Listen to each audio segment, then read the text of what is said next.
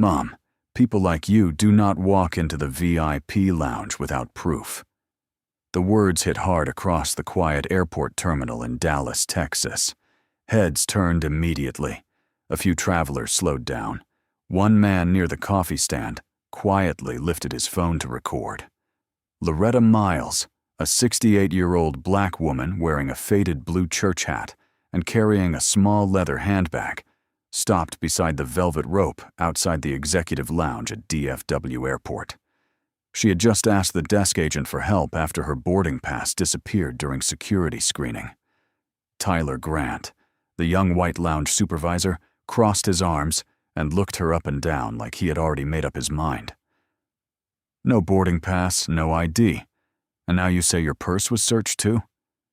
"Yeah, we hear stories like this all the time."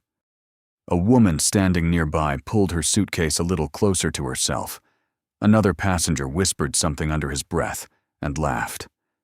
Loretta stayed calm enough to make the silence around her uncomfortable. "I already explained what happened," she said softly. "I just need someone to check the system." Tyler sighed loudly. "Or maybe you wandered into the wrong area." That one stung. You could feel it in the room. But Loretta did not raise her voice. She simply folded her hands in front of her coat and looked directly at him. "You decided who I was before you listened."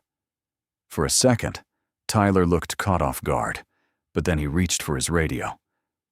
"Mom, if you keep causing disruption, airport police can escort you out." Nobody stepped in. Nobody said a word.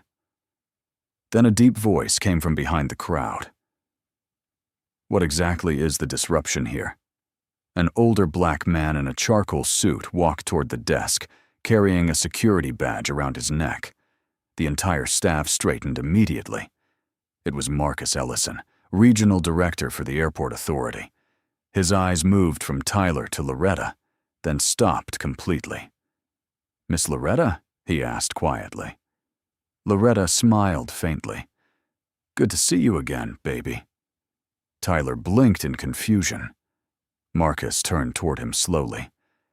"This woman paid for my first semester at Howard University, when my mother could not afford groceries."